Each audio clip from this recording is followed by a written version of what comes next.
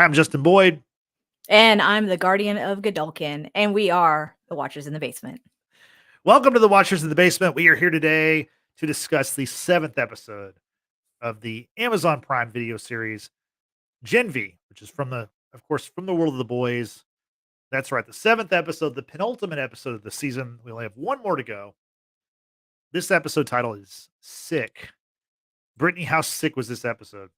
Oh, that opening scene, Justin, was gnarly, sick, gross. Right. And I made the mistake both times. So the first watch and the rewatch, I was eating something while that opening scene was playing out. You think I would have learned Yep. on the second go round, and I didn't. And I'm like, ugh. Yeah, it was sick. No, so it's an interesting choice of a title just because that's not really the whole theme of the episode other than the big reveal of, oh, Shetty has plans for the soups and it deals with the virus and whatnot. So it's the idea is to make everyone sick, but that's not really what's the theme here. I think you could probably interpret sickness in many ways. You can look at Kate and how her behavior is in this episode. You can look at the town hall attendance and how people are very passionate about whether you're for or against Victoria Neuman's point of view. So yeah, like sick is just kind of like a very, I guess you could say, ambiguous sort of interpretation. Yeah. I don't know if that makes any sense, but yeah, it was interesting title for the episode. But man, this episode, this is how you do penultimate episodes, people. Like Game of Thrones had it right with penultimates, and I think we kind of have that standard, or we expect everything to be to that standard when it comes to penultimate episodes, and this one did not let you down. So what did you think? No, I agree. And to talk about like the episode titles, the one thing that this show and the boys is the same way, the episode titles don't always like jive very well with what happens in the episode. They're kind of like, if you read the title and the description, they're often like inside jokey kind of silly stuff. So Yeah, I even mean, the blurbs. like last episode was called Jumanji. Like I'm not really sure why it was called Jumanji. Like it. So They're inside Kate's brain, okay, which is kind of kind what, of like like with Jumanji, with Robin Williams' character was trapped inside the game for, okay.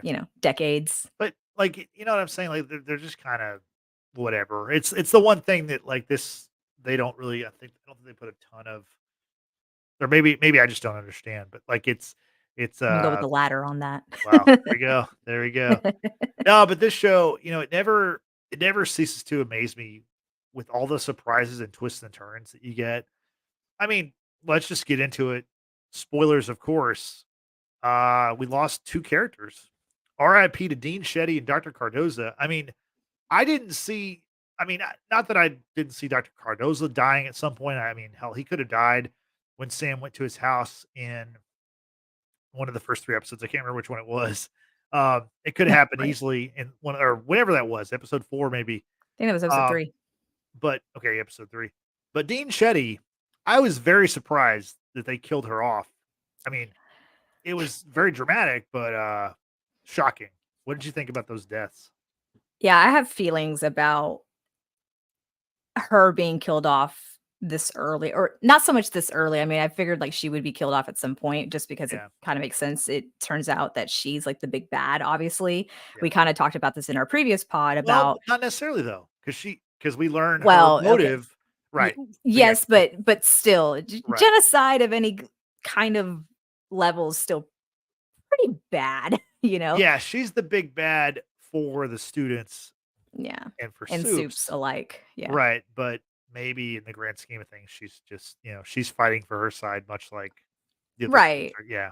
And we kind of talked about that in the previous pod about maybe she has a personal vendetta Yeah. when it comes down to why she's doing what she's doing. And that came into fruition with this episode, obviously. However, I have thoughts about her being killed off the way that she was under the circumstances that she was killed off. I just think it could have been done differently.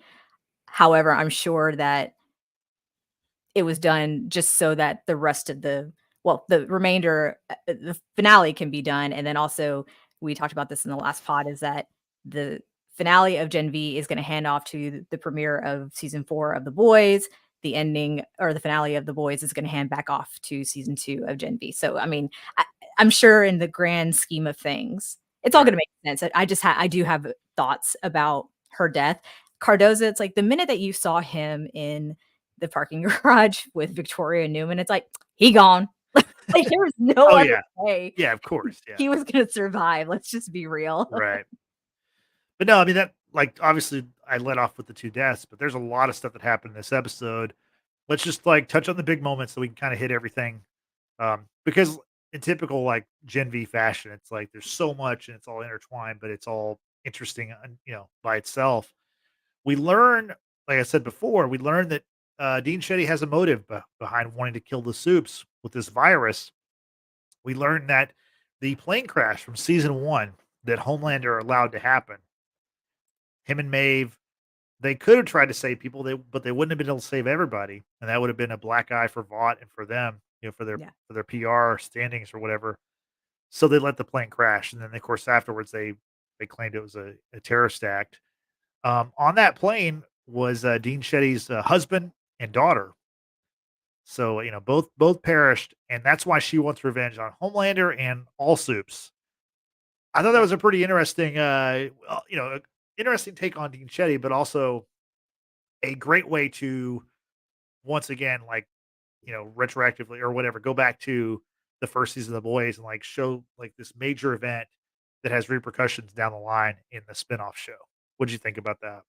It's brilliantly done just because, for one, I can't believe that the transoceanic or transatlantic, whatever the plane was, I can't believe that was all the way back in season 1 of The Boys. Like, Yeah, I'm like, "Oh, wow," like, they were able to bring that back to this world and make it relevant again, which supported her personal vendetta of wanting to come after the Supes, wanting to create this virus, and wanting to make it contagious and ultimately kill the Supes because of what happened to her daughter and husband by the hands of Homelander, right?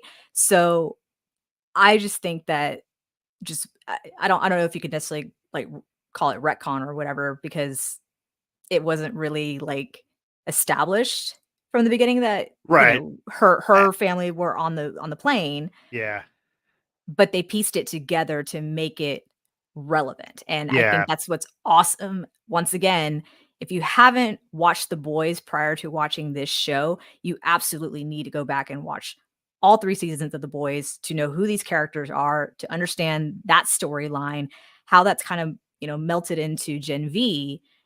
That way when you go watch The Boys season 4, you're not skipping a beat. I mean, they're right. all intertwined at this point. So it it was just, again, piece really well pieced together, and I felt for her. I understood the reason behind it. I'm not saying I agree with her, of course. I mean, hey, go after Homelander all you want because the dude is a monster Yeah, without a doubt. Maeve at least was trying to save one little girl, right?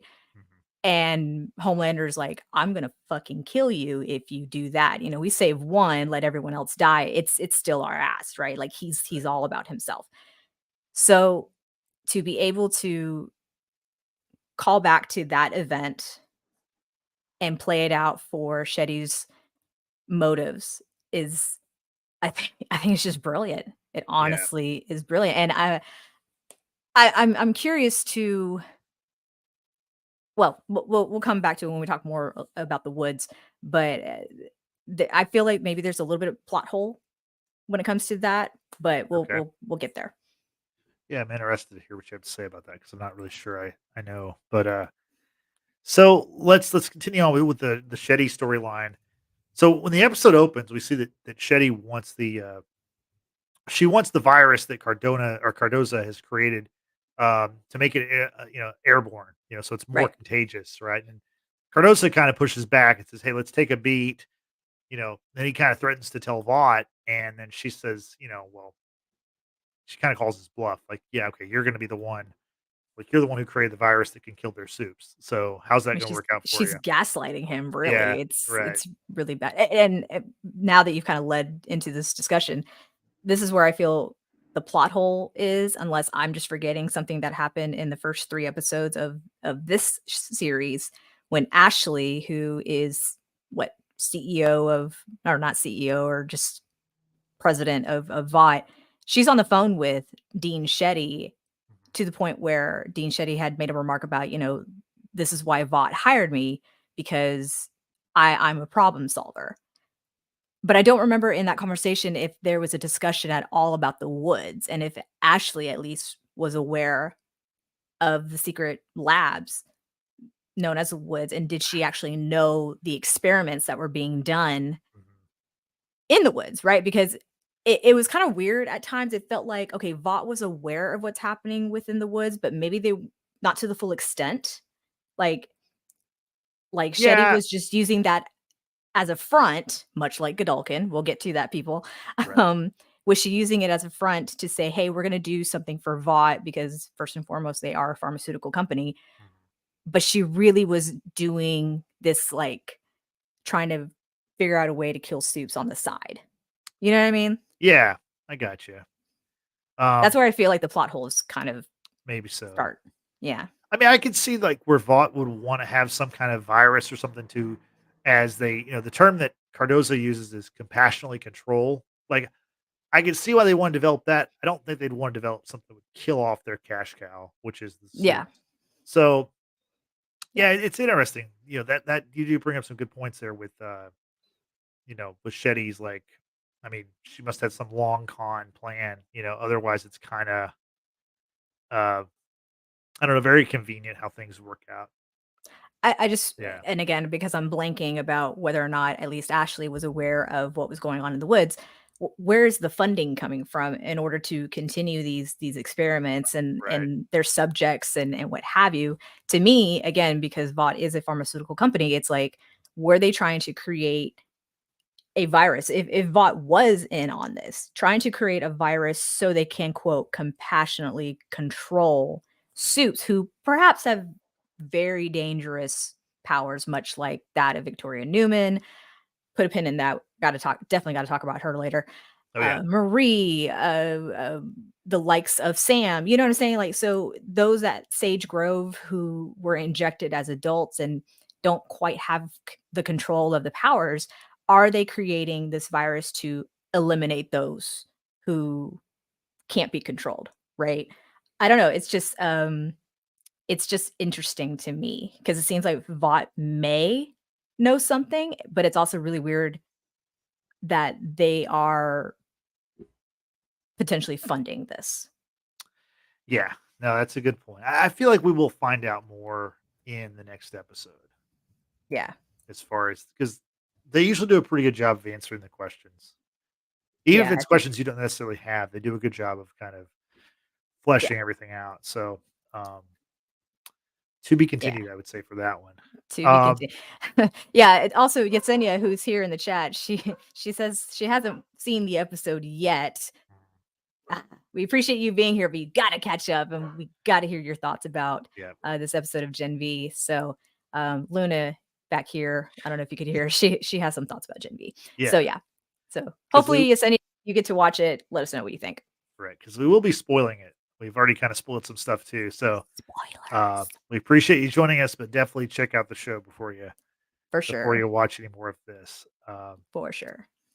So back with Shetty, she has the virus now. She's trying to make it more contagious. She knows that it obviously can kill soups.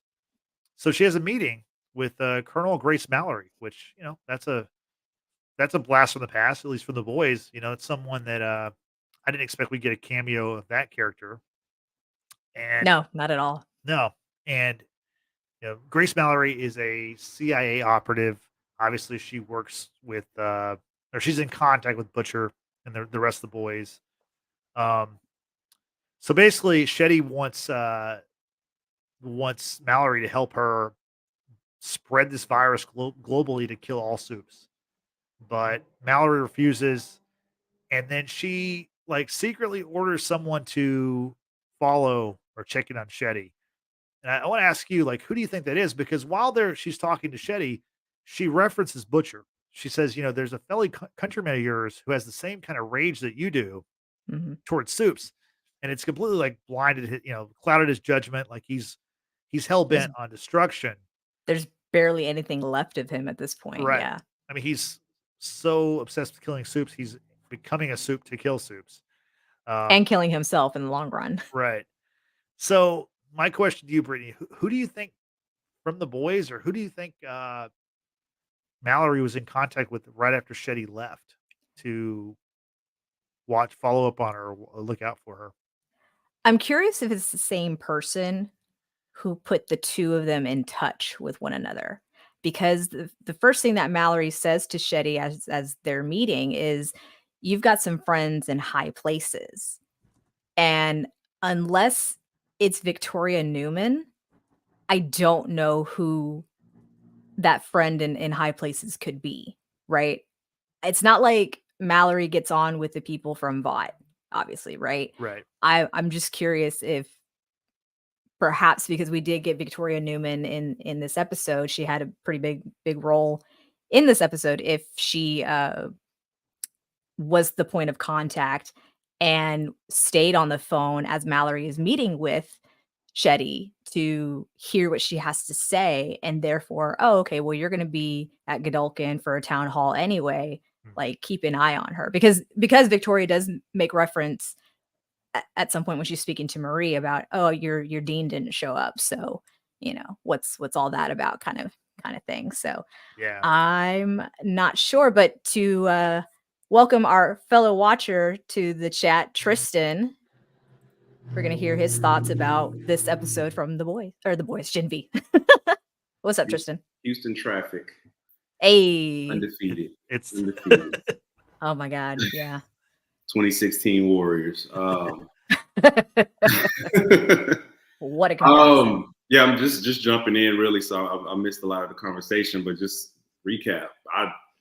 That might have been my favorite episode of the season. Mhm. I mean, penultimate episodes. It's kind of keeping the tradition of, man, like they ratcheted it up this shit to a 10. Oh, yeah. And like the more you think about it, this whole show, like every episode is just like a series of like what the fucks. Like every scene is a different level of what the fuck. And we found out, I don't know if we talked about it, right? I don't spoil, but like, we found out about Marie and who her benefactor is, and I think we all like kind of hypothesized that it would be Victoria. We're gonna cover that in a little bit, but the current topic No, it's okay. Just go for it. Go for it. Oh, well. No. I love the episode. Yeah. Absolutely love the episode. To the point where like every time something would happen, I like check the time. That's when I know an episode is good. When I'm checking the time, like, okay, 17 minutes left. Okay, that's not it. 10 minutes left. Like, fuck, 5 minutes. So it was that type of tension, excitement. Yeah, I mean, the show is. I'm impressed at its ability to just keep going up another notch. Like sometimes it'll go up like a half notch. Sometimes it's a big notch. I think episode 7, the penultimate, was a big notch. So what we're talking about right now is the meeting between Mallory and Shetty in the city. And we're talking about who do we think Mallory was on the phone with after, her meeting with Shetty concluded. And I was suggesting that perhaps it was Victoria Neuman, because Mallory had said to Shetty, some people in high places. So I was curious if that could have been Victoria, because we know Mallory doesn't get on with Vought whatsoever. And if perhaps Victoria stayed on the phone to listen to the conversation being had. So who do you think was on the phone with Mallory post meeting? I think we have to do like a draft. So like, I think my first pick would be Victoria Neuman. While I was watching the episode, and I could be totally off base, but I was thinking like Butcher. There's still an alliance between those two. It really got me thinking I need to really rewatch all 3 seasons of The Boys before season 4 starts, because some things that are kind of starting to slip, or that I'm kind of like getting interspersed with Gen V. But those are my two picks. Victoria Neuman. You say Friends in High Places, but like, what's higher than future vice president of the United States? So I'm going with Victoria Neuman on that as well. Yeah, that's my guess. Justin. Yeah, I mean, I think that's probably the most likely because I don't think it's Butcher because she referenced Butcher when she was talking to Shetty. She said, you have the same rage that your fellow countryman has, and it's consumed him. It's So I got to don't. be a Brit thing. But then I again, have it too. I mean, doesn't doesn't Mallory know that Newman's a soup? See, I'm glad you asked that question. Or like, I mean, obviously Huey knows. So like, and Butcher and the crew, they know that Right. Newman's a soup. So like Tristan said, like honestly, it's so hard to remember everything that's happened in this show, and it's not even like it's only been like 30 something episodes total when you combine Gen V with the boys, but so much happens in one episode that it's like there's almost like too much to keep track of. But I feel like all of the boys' crew knows that Newman's a soup and that she pops people's heads off, or blows people's heads off. But this leads me to my question that I wanted to pose to y'all. And like Tristan, I'm kind of slipping when it comes to keeping track of everything with the boys. We know that Victoria grew up at Red River, right? Edgar was the one who took, an interest in her and, raised her, what have you. Yeah. But did she change her name? Because I feel like Vought would know that Victoria Neuman under that name is a soup. And then why is her platform without making reference to the fact that she's a soup? You know what I mean? Like it's curious, right? Because she kind of keeps that under wraps. Yeah. So it's like I don't remember if she changed her name to avoid being under Vought's microscope, right? I don't remember these things right now because I'm like, how is she getting away with all of this? I think the number of people who know that she's a soup is so limited, and they also the agendas.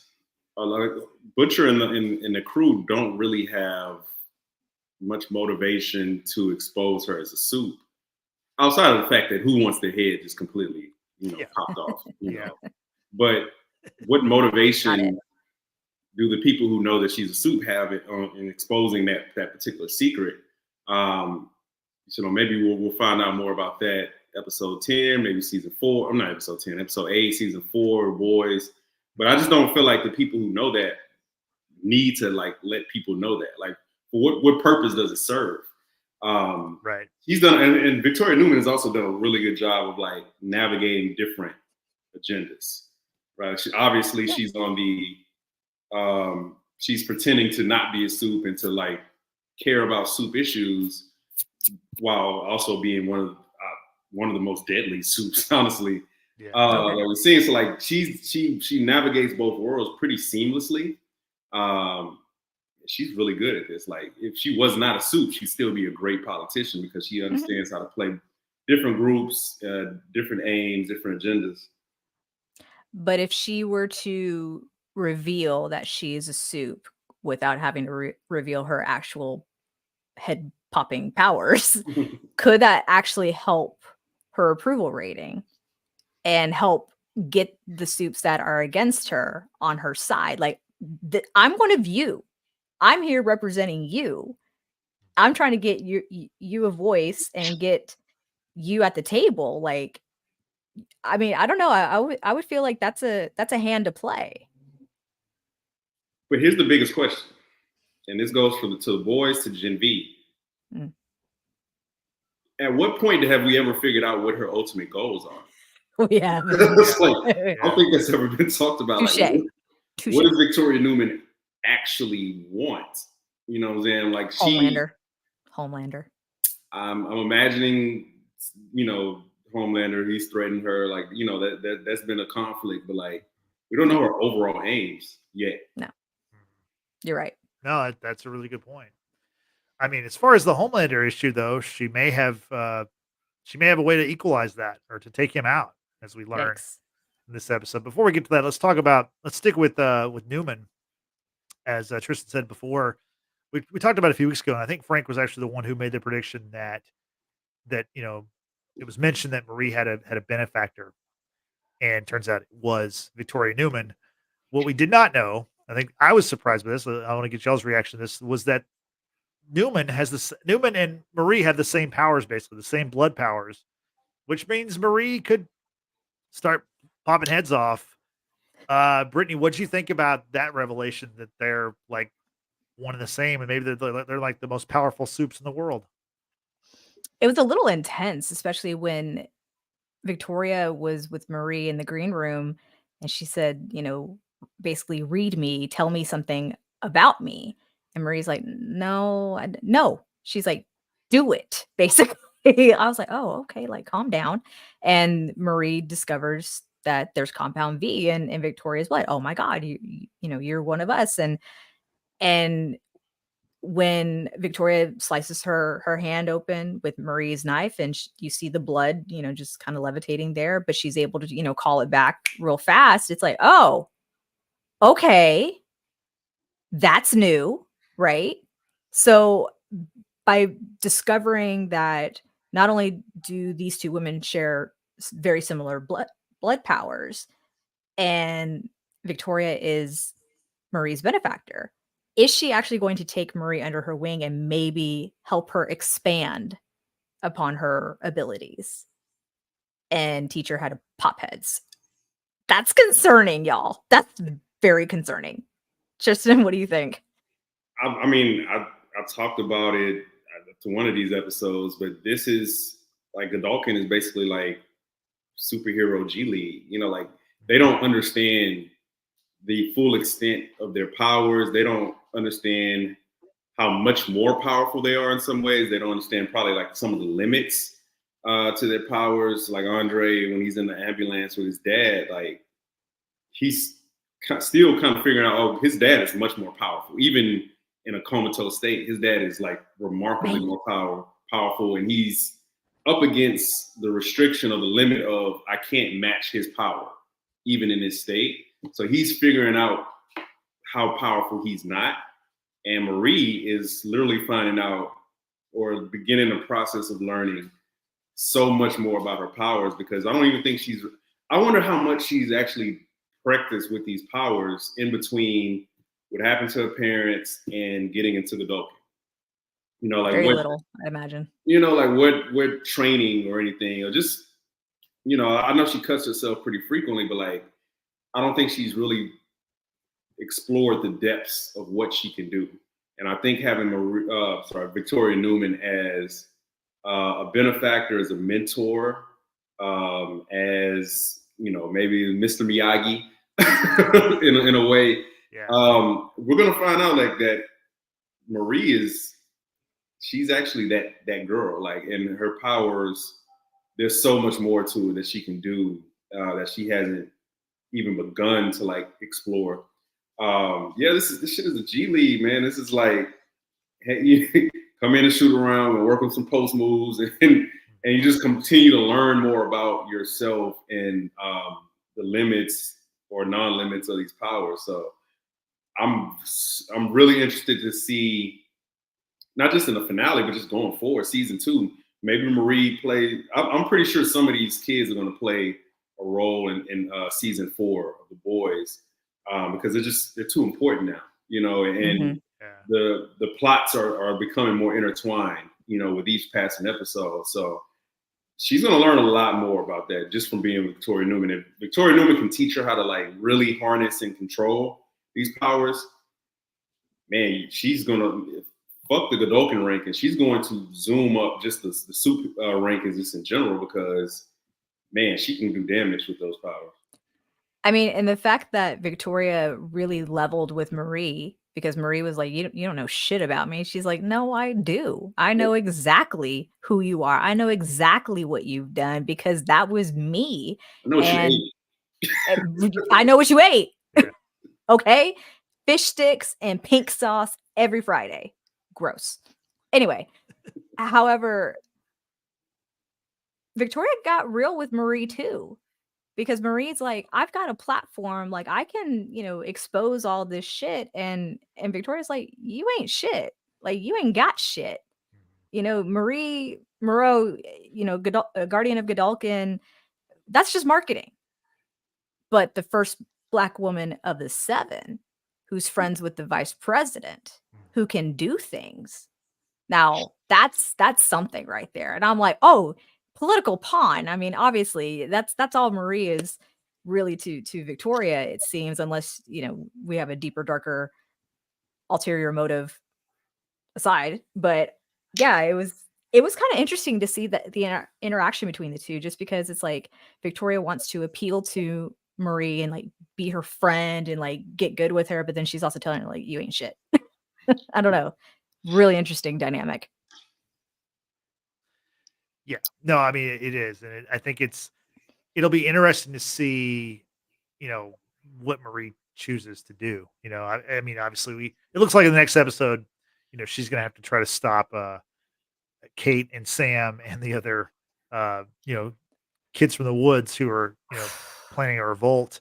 Um, but down the road, it's gonna be interesting to see next time she has any interaction with Newman, like what's gonna transpire there, because Mhm. you know, they have the same powers, and like Tristan said, she's kind of, you know, become her, you know, Newman has already become like her, almost like a parental figure slash mentor. And that was really big in this episode.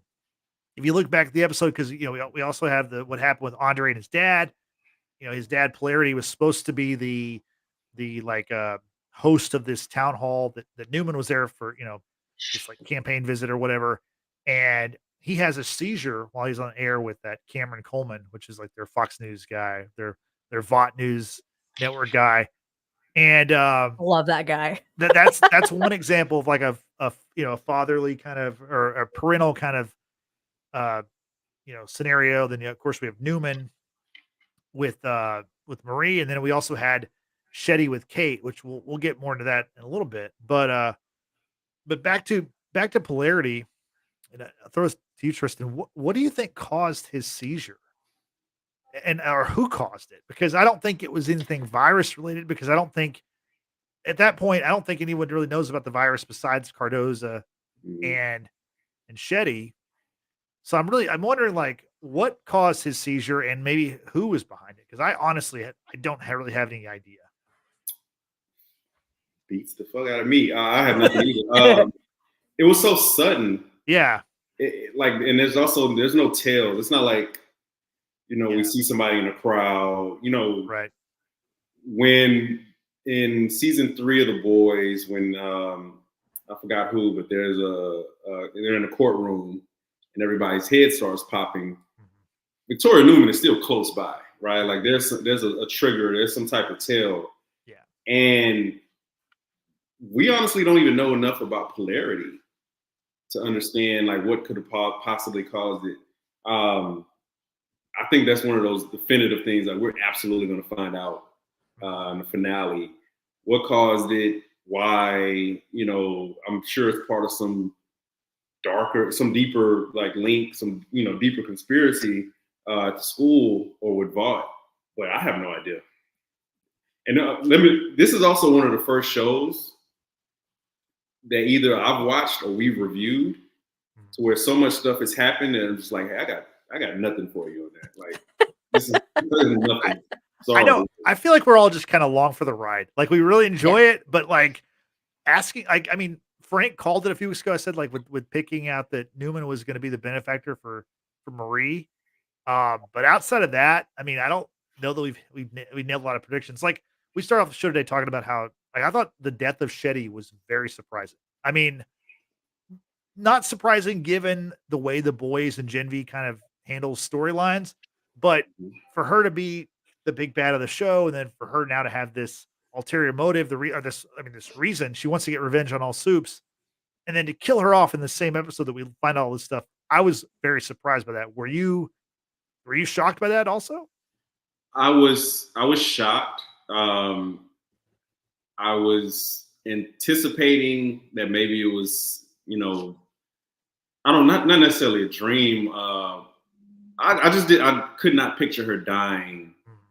in this episode, at least. Maybe in the finale, or like right after we find out like the true contents of like her conspiracy, and she's dead. Like honestly, 5 minutes later. Very shocked by that. But again, this show has increased its capacity to just keep us guessing and keep us kind of being shocked by these things to the point where I feel like that's a deliberate choice. Like we want to make sure that these things are hard for people to predict. Hell, if you look at the descriptions on Amazon, it has nothing to do with the episode. Like they're talking about protests. Yeah. The descriptions. It's just like that's all part of the charm of the show is that, like I said, we're all along for the ride, and like there's very few things that you can actually anticipate from episode to episode, or honestly even scene to scene. So I was very shocked, but when you go back and actually watch, it's less shocking because you start to see like kind of the shift, starting with like the protests when Sam goes to the protest, the town hall. Yeah. There's this kind of right wing soup thing that's happening. Yep.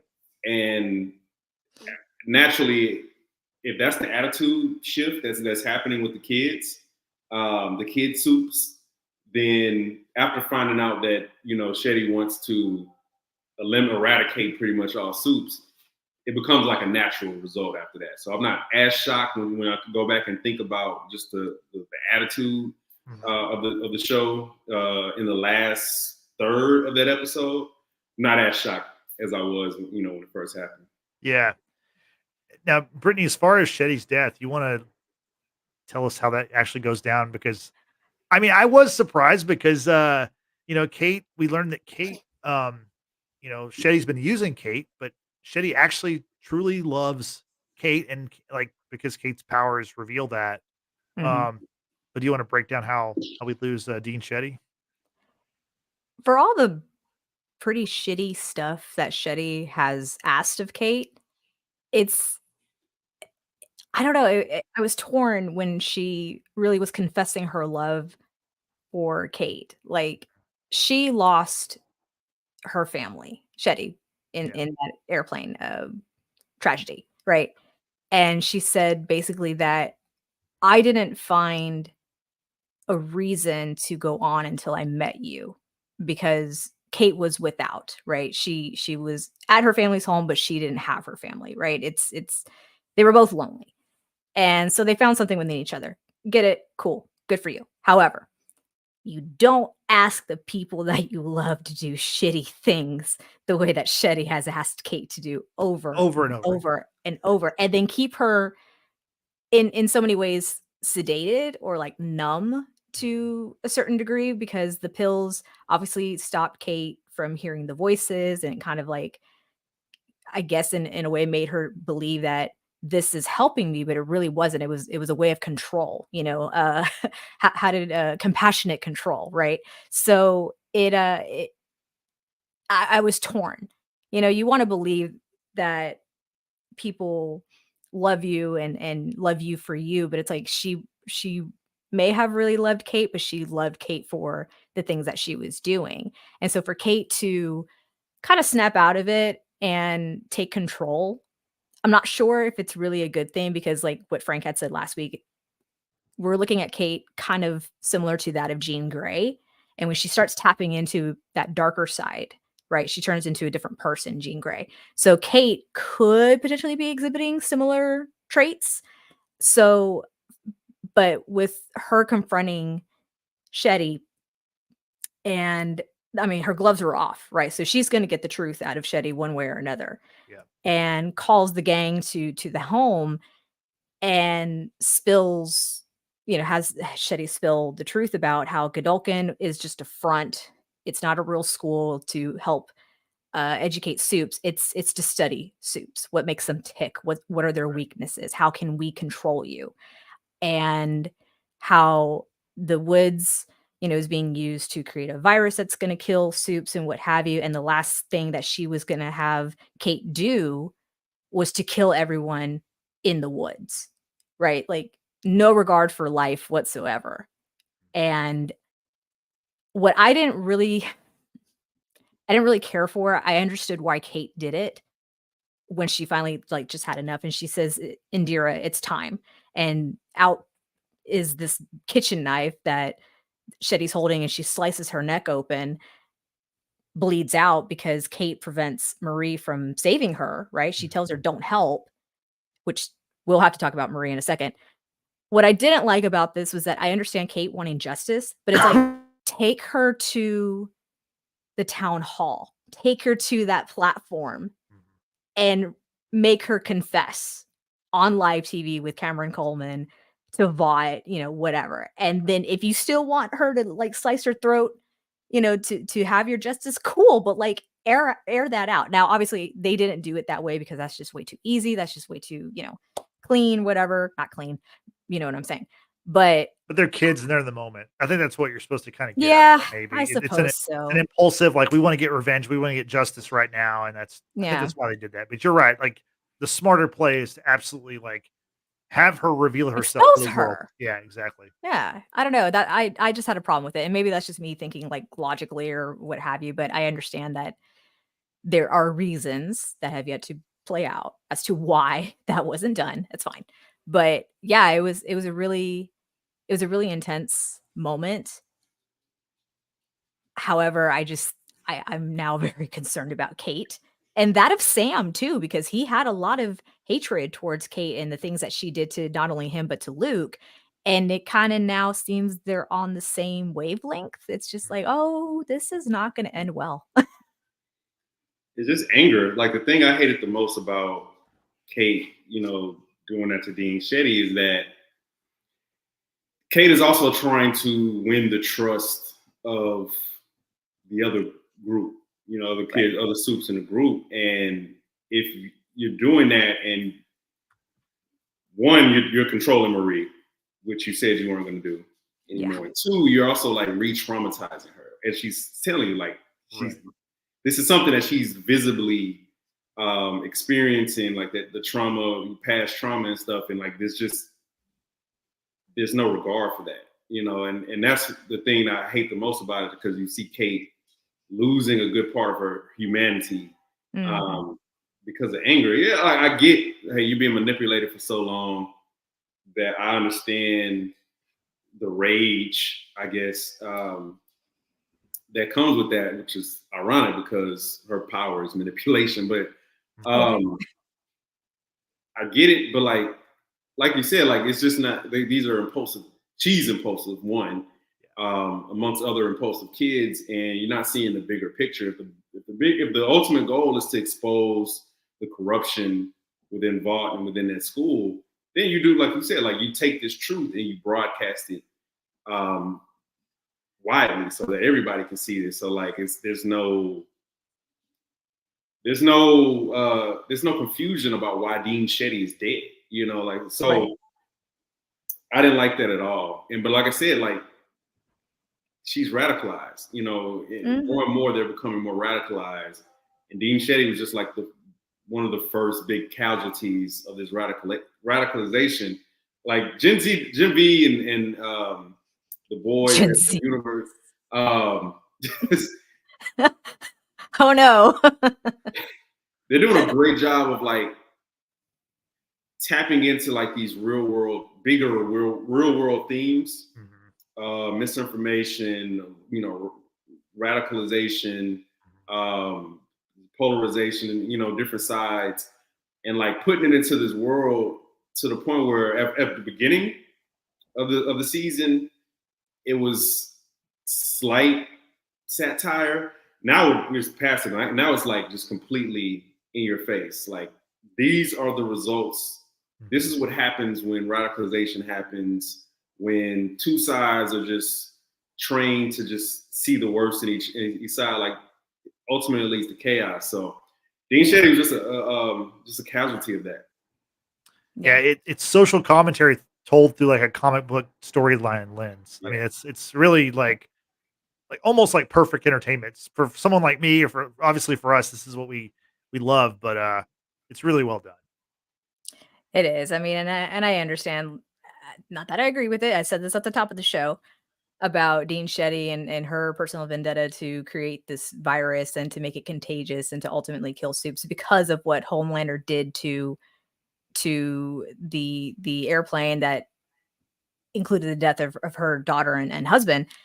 But the fact that she wants to just completely eradicate soups altogether because she says they leave a path of destruction no matter where they go. And she references to Marie about, look what you did to your parents. Like Yeah. you've got to be stopped. And I'm just like, okay, but it was humans, who created the thing that made soups. Chicken So and egg, right? Yeah. yeah, I mean, it just boggles my mind. I mean, it really honestly does.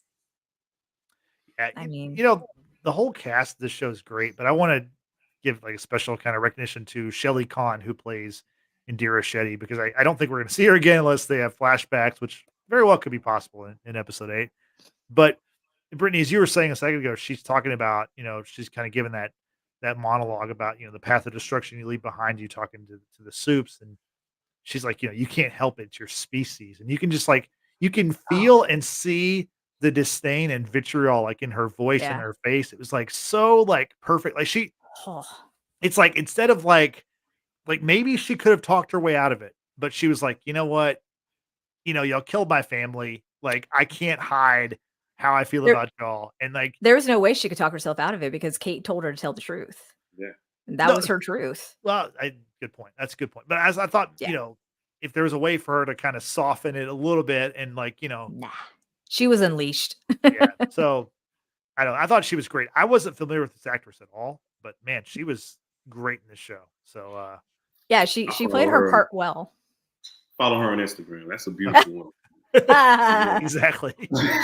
She played her part well. It's like you wanted to really like her and, in a way kind of like maybe not so much root for her, but you were supportive in a fashion. And then when you start seeing the layers being pulled back and it's like, I don't like what I'm seeing anymore. You know what I mean?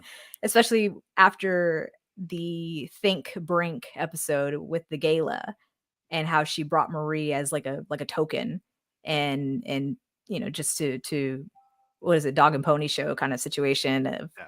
and just use her like that. I'm like, ew, gross. Don't do that. Don't do that to people. But here's the unpopular thing. Both sides, if not both sides are right, maybe isn't the right way to say it, but both sides have a sympathetic cause. Sure.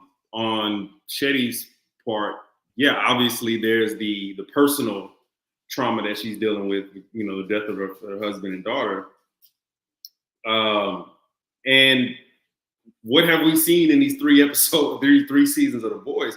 Soups are remarkably dangerous, and a lot of the stuff they can't help. Shit, the Boys begins. The shit that got me like hooked and like I'm gonna sit here and watch the rest of this episode and the rest of the season was A-Train. It's like we no need to rehash. We know what happens with A-Train. Yeah. But that set the tone for the ultimate and ongoing conflict between humans and soups. It's like, yeah, like they can't really, a lot of the stuff they can't help because, man, they're so hyped up on Compound V or just the privilege that comes from having these powers and a lot of these powers being unchecked. So yeah, on the human side, yeah, soups are dangerous and they need to be controlled, if not eradicated. Right? But on the soup side, it's like, hey, like you said, Brittany, they didn't choose that life. They didn't choose to have those powers. It is a human created thing. And what do humans love doing but destroying the things that we create? Fucking shit up. That we create. Like we create. Yeah, exactly. We love blaming people for the problems that we create. Hey, we're gonna bring slaves to America. Hey, slaves or black people, y'all are a problem. Like this is the problem that you created. You know what I'm saying? And this is a human thing. So like that's what makes the show so great is that you're constantly competing with your own humanity, but like your humanity goes different ways. Like, does my humanity feel more sympathy towards actual humans who have to live with and in some ways live under these superhuman beings who could destroy everything and again go unchecked on that, no justice? Or do I feel compassion for these literal kids who have just had to grow up under, this I don't want to say virus or disease, but like this chemical that they've had to live with and they've had to deal with against their own will. Yeah. I know. And then you get people like the Deep who try to do some good by taking the sea animals back to their home, and fucking dolphin flies through the windshield and gets smashed by an 18-wheeler. Go check out our reviews for The Boys. It's here on our YouTube playlist. Yeah. Jesus, this show, it's great. And then, so the Shetty death I thought was pretty surprising. The other death in the episode, not so much surprised by, Nah. but still, it's shocking to see somebody get their head popped off. Let's talk about Neuman v. Cardoza. Neuman wins that one pretty easily, decisively. No So competition. so Cardoza, he meets with Neuman to give her the virus sample. You know, basically he had a falling out with Shetty, or he basically was like, hey, like we need to like you want to like kill everybody, and like let's talk to Vought about this. I don't think they're going to appreciate us trying to kill their cash cow. And so you know, he tells her that, you know, he brings her the sample and says, hey, this is, you know, the virus isn't very contagious right now, thankfully. He's like, you know, Shetty twisted my work. You know, I'm trying to create, you know, a compassionate way to control these soups. And, you know, then you see Neuman, and she's such a great politician. She's like, oh, that's such a great phrase. Do you mind if I steal that? And he's like, oh yeah, sure. It's yours. And he's like, you know, just hopefully you'll protect me and my family in like the witness protection program. And she's like, oh yeah, it's already set up. We're all good. We're all good. And she's like, so you're the only person who can replicate this. And he's like, yes, I'm the only person. He gives her the canister, and then you just know something bad's going to happen in that parking garage. And then, she handed him a blank card. He's looking at it. We see a drop of blood fall from his nose, and then boom, the head goes boom. Boom goes dynamite. I don't know. That's what I was trying to go for, but I messed it up. You got it right. Yeah. It would pop. So this scene obviously was, I mean, the trademark of The Boys and Gen V is like every episode has to have such a strong ending. So like Tristan, I know you said you're constantly looking at the time to see like how much is left, and you know, like it's not over until some dramatic, insanely, you know, entertaining ending is delivered. What'd you think about this one? Two things. One, when you know the scene started and they were in the garage and it was just those two, I knew he was dead. From that, there was not a single moment in that scene where I did not think he was going to get his head popped. Yeah. Two, if somebody asked you, if you were the only person who has access, knowledge, copies, blah blah blah. If you only have one thing, or you're the only person with this particular thing, you're probably gonna die. Yeah. Okay. That's the lie. Actually, there's a secret scientist who, if something happens to me, he or she has, you know, the authorization to release blah blah blah blah blah. Lie. Right? You're going to die. Okay. Like this is going to happen. What did I think about it? I thought, obviously, just completely anticipating his death. I think it just adds another layer to Victoria Neuman's character. Again, we don't know what her aim is. We know people she has beef with. You know, we know other soups that she has beef with. But that's not really the same as knowing what her objective is or what her ultimate agenda is. So, man, you have one of the most powerful soups, who's also one of the most powerful figures in America, who also has this deadly virus that can kill a bunch of soups. Like, this is going to be, like, episode 8 is going to be fucked up. That's really the only thing. Like, I love how also Victoria Neuman is, even in this late point in the season, is like injecting herself as a main character in this universe, because I think she steals pretty much every scene that she's in, you know, from The Boys to Gen V. So it just guarantees that we're going to see something in episode 8 that affects the entire universe. And Victoria Neuman is going to be a huge part of that. And that makes me happy because she's one of my favorite characters. Yeah, no, she's great.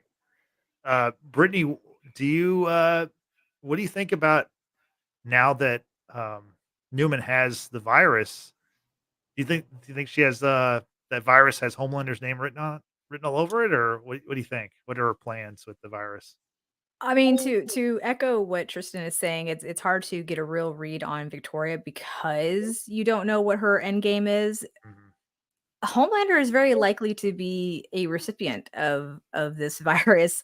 However, to not know how she intends to use this, if she intends to use this, is it going to be for Soups, or is she going to find someone who could possibly reverse engineer it and maybe put an attack out on humans, right? She's covered. Her daughter's covered because she injected her daughter with compound V in this last season of The Boys, right?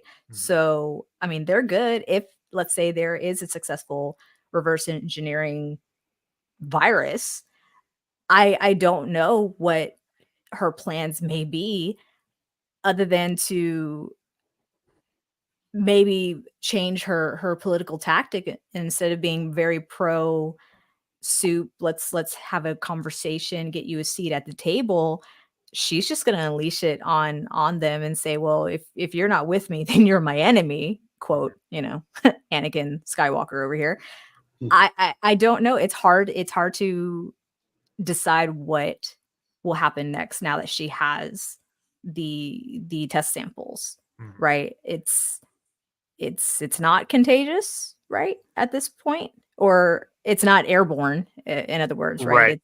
But if It you it have is it can be direct contagious. contact, you can get it. So, I don't know if she's gonna perhaps start small, see if she's able to kill at least one Soup without having to, you know, gloss over her eyes and, pop heads, or I don't know. I don't know how she intends to use this, and I mean, I kinda at least mentioned it last episode about kinda like X-Men Last Stand, where there was this cure, to make you Mhm. normal if you have these really questionable powers, or if maybe she'll kinda try to market that, with Vought. I don't know. I don't know what her goal is now that she's in possession of it. It's concerning. It's just very concerning. It's very concerning. I don't know what her beef would be with like humans though. Especially if you want to be vice president. Like, but I mean, humans injected her with V. That you know, I mean, she turned on Edgar, right? So, so true. and also, is Robert Singer still alive? I don't. Why do I feel like he died and I just can't remember it? No, he's still alive. He's just not as camera Prominent. friendly as Victoria Newman. But now, I Okay. mean, honestly, she holds all the cards. Like she is the most powerful person in this world because her political power, her superpowers.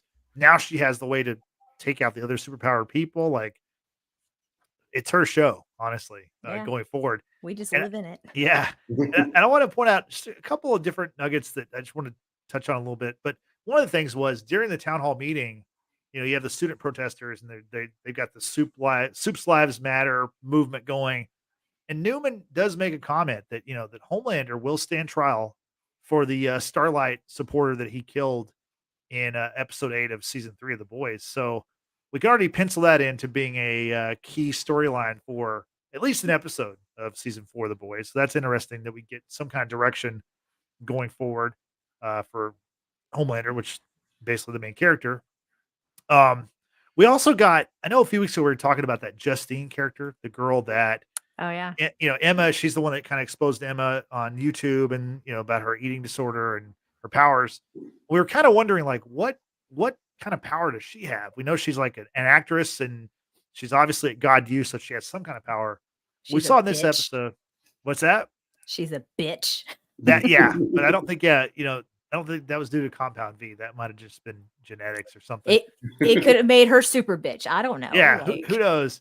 But we do find out that so during the rally or during the town hall meeting, Marie and Jordan are trying to get inside, and in order to get inside, they have to get by the guards. So Jordan causes a distraction. She goes and punches Justine, and we see her face like reform because Jordan like knocks her chin almost off her face, and It's her then it jaw kind of off her face. and then then it reforms. So I don't know what that power is, but she can take a punch. I'll just put it that way. That might be her power. Glass jaw.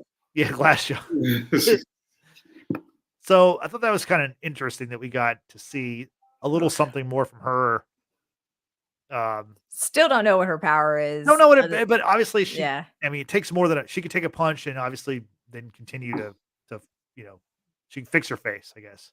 Listen, I got TMJ, and seeing that I was like, oh, my jaw, like, ow. Yeah, they lingered a little too long on her after she put her jaw back together. I'm like, okay, cut away. I don't want to look at this anymore. Like, cut away.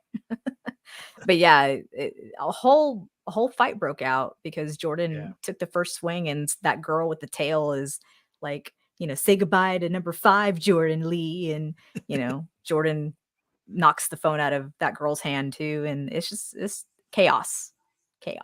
And right. Speaking of Jordan, there's a moment in this episode in the beginning that I wasn't sure about.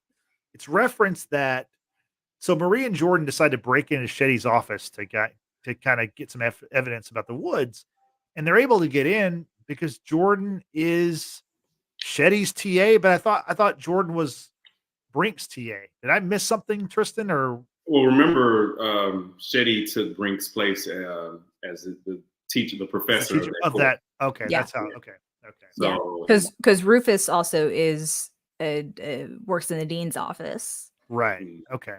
But yeah, because she took over Brink's classes. That's why. Okay, that explains that. Jordan's the TA. I wasn't sure. I was like, I knew it was Brink's TA, but they never. Yeah. Okay. While on the topic of Jordan, what I did like, I like the call out that Marie gave to them about how, you need to stop turning into a dude just to make a point. Mm-hmm. And it's like, oh, okay. Yes. Tell it like it is. Like, be yourself. Like, and if that means you prefer being one gender over the other, like, do it. Like, be you. Right. But if you're using your masculinity to try to drive a point home, yeah, that's not going to go over well. But I appreciated that call out from Marie to Jordan, and then they share a little kiss or whatever. Like, y'all are adorable. So happy for them. Yeah, Jordan kind of took a backseat a little bit in this episode, and so did Emma. We didn't see a ton of Emma in this episode. No. But I think the finale is going to be just insane. Let's get to a little bit of some previewing of that. So the season finale is called Guardians of Godolkin. So I think we can piece together what that means. In the little mini trailer, we see that Kate wants to be a hero now that she's taken Shetty off the board, and Sam seems like he's eager to join her. Emma warns Sam to like not join Kate. And then we see Kate giving this like speech to the kids in the woods saying, you're superior to them, meaning the humans. It's time we showed it. So she's like building this army. And then it looks like Marie and Jordan and Emma are going to have to team up to stop these revolting soups. It looks like Polarity might die, which still not clear what caused Polarity's seizures to begin with. So, a lot going on. Tristan, what are your thoughts on next week's episode? I really wish the show had taken a little bit more time to talk more about Polarity. Mm-hmm. Like, this is a, OG soup at the school. Yeah. Just OG soup in general, super famous, but like everything that we learn about him is through like these mini conversations, these hushed conversations for the most part with Andre. Like, there's no larger Andre and his 3 accents this episode. My God, Andre is fighting. He is fighting these accents. It's like this kind of like really strong kind of New York, like, but like you can also tell that he's not, I don't even know if he's not American, but like the way he uses those accents reminds me of actors or actresses who are not American. Yeah. And they're like trying to force in like the American accent, but it's He's from LA, so I mean, he at least was born in LA. well, he's so basically his accents are like an LA kid who's trying to act like they're from New York, but yeah, with a basically. little bit of like European, like it's a lot of accents. There's a lot going on. He's trying everything. He's just like he's like giving them multiple takes, and they're just like trying to piece it together. They're like, sure, like It's like the 5 Littlefinger accent. It's like Oh, yeah. there's so many Littlefinger accents. There's a season 1 Littlefinger. There's a season 4 Littlefinger. 3, yeah. 3 different people. Anyway, I guess another way that this show like really throws us off the scent is that literally in one moment, this group of Supes, you know, Andre, Marie, Kate, Jordan, Emma, sometimes Sam, like they're all aligned together, and then like one little thing happens and it becomes fractured, right? So I wonder if the fracturing that we see now was looking like Kate, Sam versus, you know, everybody else. I wonder if that's what this season has always been building towards, right? Like this is what they wanted us to know. Like this is the actual conflict. And it's not superhuman. It's not Supes versus humans.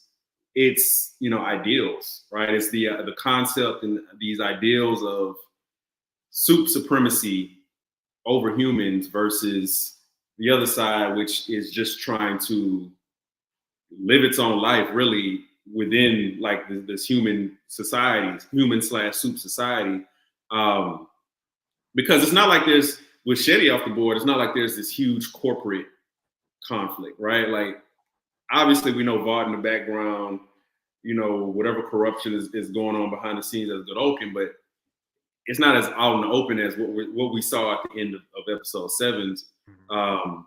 So looking at the preview, I wonder if that was always the point. Is that like, it's not like this really easy and really simple battle between this group versus that group, but it's just like a set of ideals. And these same set of ideals are playing out in The Boys. And it's playing out with different characters in different ways. Andre and Marie are both having to decide if their ideals are just as important as their ambitions, right? This is the thing that Victoria Neuman calls out. Like, hey, you want to be the first Black woman in 7, but you also want to take a stand against corruption. And those two things don't always work together, right? With Andre, you want to live out the legacy of your father. You want to continue to bring it up. You also want to be in the 7, but you're also struggling with like the morality of the corruption that's happening in this place. You're struggling with this this concept of your father as like hero guy. All these things are conflicting against each other. So like I'm just interested in seeing like what is the main conflict of this show, because we've seen so many different conflicts, and I wonder if all of them were leading towards basically Marie, Jordan, Andre versus the MAGA Supes, you know, basically. So that's what I'm looking forward to seeing. MAGA Supes. Yeah, I mean, to piggyback off that, I think with the setting of college and for these young adults to find out who they are, aside from like their capabilities and such, to find out who they are, what they believe in, what they're going to stand by, and what they're going to do is completely relevant to living on your own and thinking for yourself and trying just to figure out that path in life.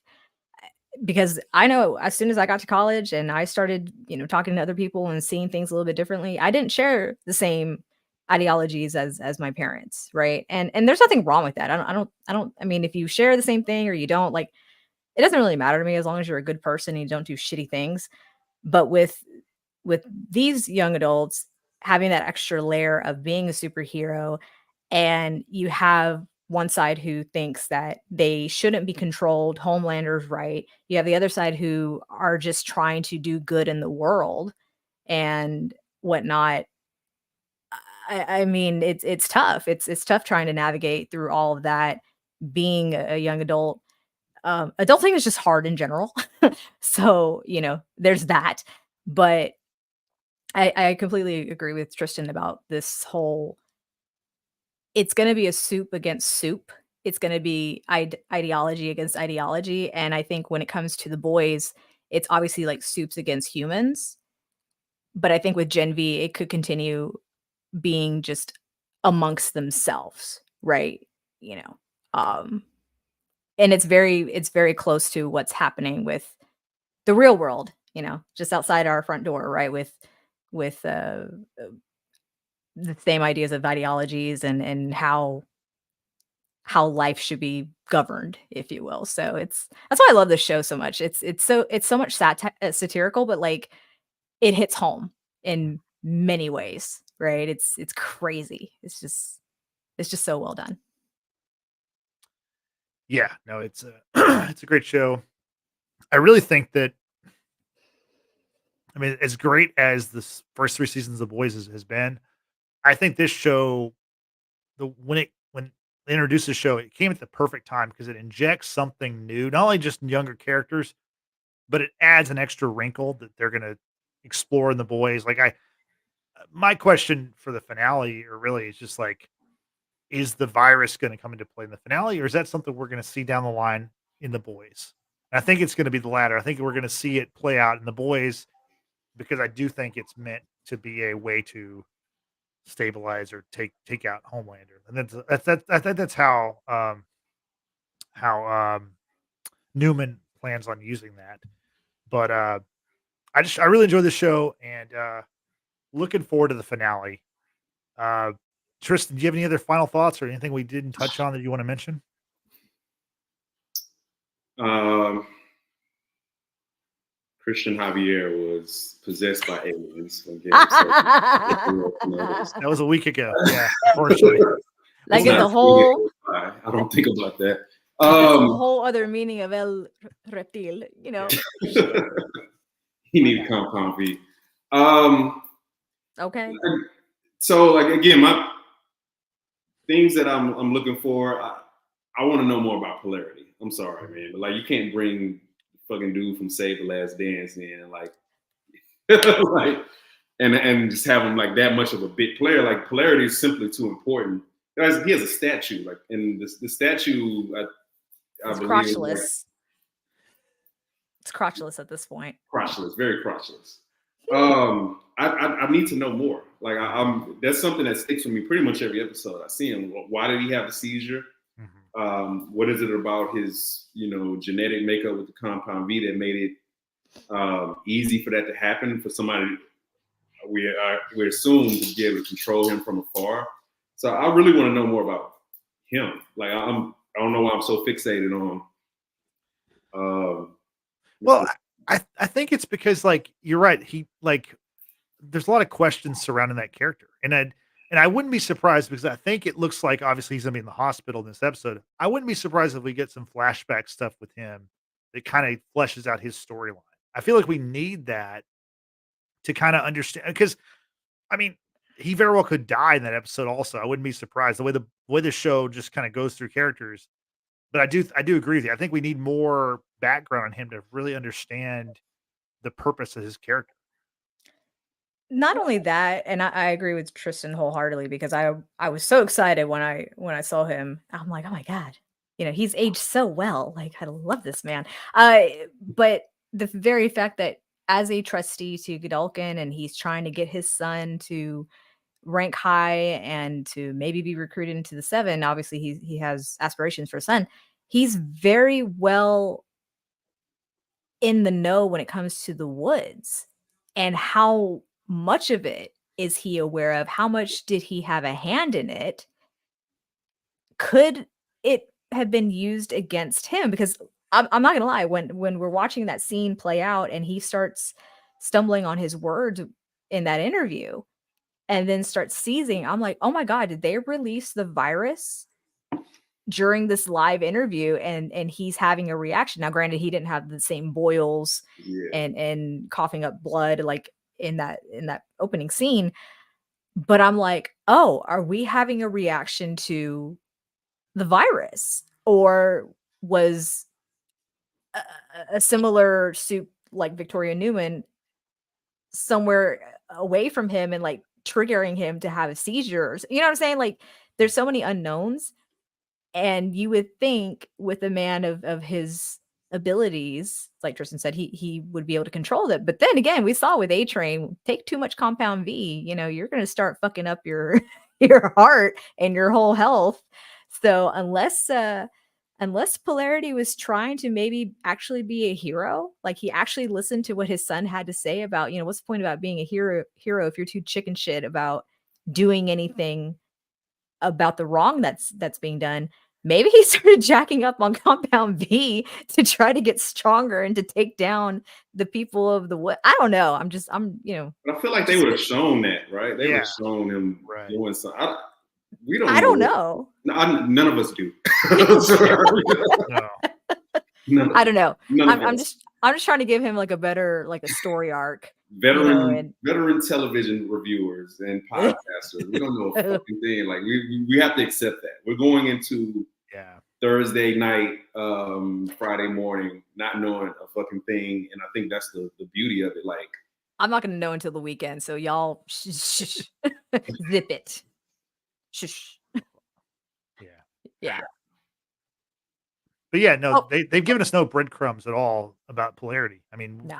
Literally what we've seen is what we've gotten. I mean, like that's all we know about the character. We don't know really much about him at all. So, and then also, if you look at it, like how his character has been portrayed, I don't see why Vought would be coming after him, because all he's done from what we've seen is what they want him to do. Like he is like one of their puppets. He's telling his kid, like, hey, shut up. Don't talk about this. This could hurt you. I mean, he's going on TV and saying, like his son's friend who killed himself, like, hey, he's like, spouting the company line of like, he couldn't handle it. Like, this is now an opportunity for you to, rise the ranks. So like, go up in the ranks. So yeah, I don't think that it, if there's a reason for Vought to want to take him out, we haven't seen it. So no. I feel like we're going to see some background on him. I think we have to. And if we don't, then he'll have to be in the next season. Because I just don't think you're going to introduce that character and then just kind of like slowly like just do nothing with it. Like that's just not the style of this show.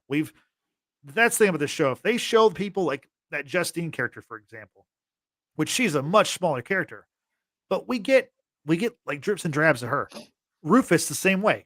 Rufus appeared in this episode. He's a Homelander fan. He's even got like almost like a MAGA style hat on. If you look at his hat, it's some like red, like it looks like it's got the stars and stripes, but it's all red, and it's a Soup's Lives Matter thing, whatever it is. Like, but these characters, they all play a key part, and we get like if they show you, you're gonna be around for a little while. So I feel like Polarity is gonna have some kind of big thing in the finale. Go ahead, Brittany.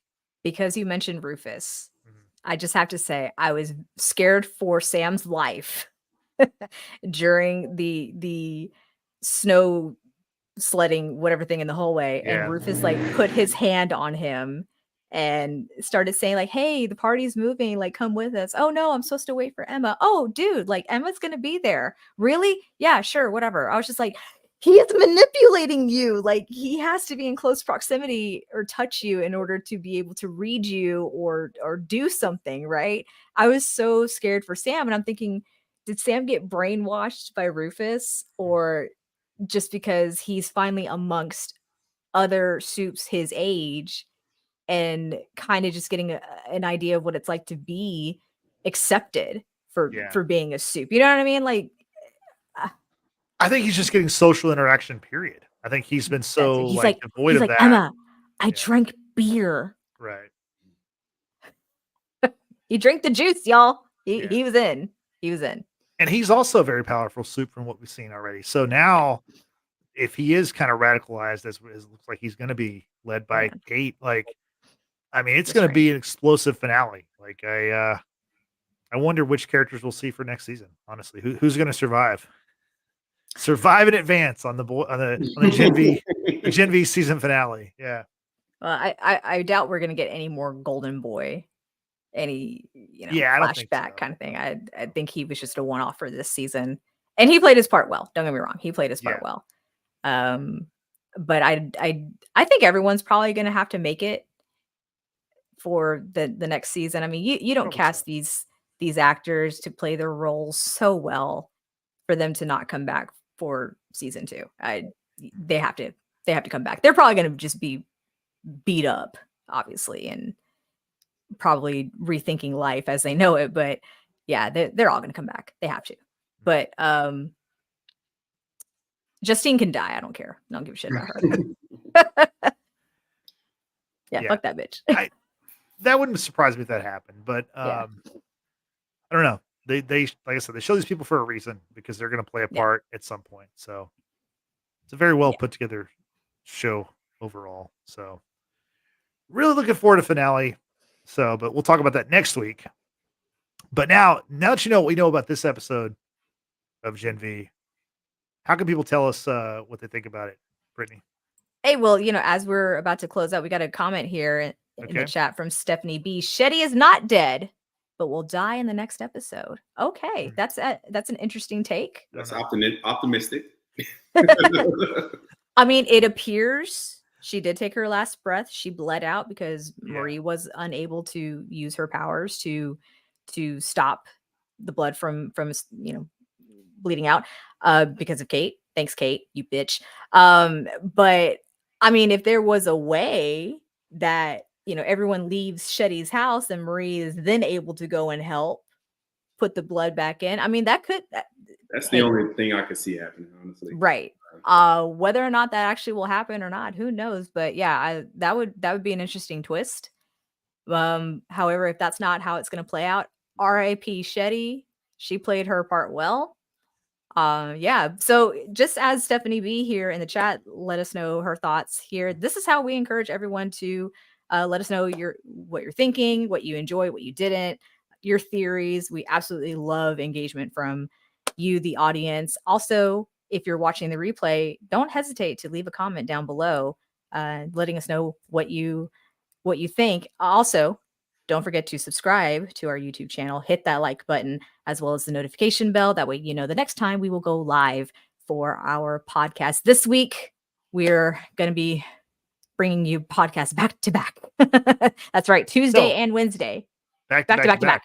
My bad. Back to back. So we're concluding this one. We'll be back on Tuesday and Wednesday for pods. Be sure to check those out. And also, you can follow us on Facebook, Twitter, and Instagram, as well as Threads at Watchers Basement. I was about to say at Twitter. Wow. Duh. No. Jesus. We've acquired Twitter. That's our breaking news. Yeah. Go ahead. Suck on that, Elon. Never saying it. Sorry. We're going back to Twitter. We're going back to Twitter. Yeah. Also, you can use the hashtag Watchers Basement to help grow our audience. And if you want us to review something, share an article, memes, use that hashtag. That way you can notify us a lot faster. And also, if you're not into the video podcast, we've got you covered with audio podcasts, usually available the next day after the video podcast, available to you on Apple and Google. No, I'm just kidding. I can read, guys. I can see symbols. I can do logos. Oh my God. Apple Podcasts and Spotify. My bad, y'all. Give us a 5-star rating. Don't forget to follow us on those platforms as well. And back to you, Justin. Yeah, well, we were on Google Podcasts, but that doesn't exist anymore. So that's not on Damn us. you, that's Google. on Google. Yeah. So, yeah. But I know. Thanks, Let's Brittany. just blame Twitter for yeah. It's the name change to Twitter for good really measure. just messed up the whole universe. So, oh my God. Trying to figure it out. No, Right. Thanks, Brittany. I appreciate it. So for Brittany and for Tristan, I'm Justin saying thanks for watching. Thanks for listening. We will see you next time. Have a good rest of your day. Bye-bye.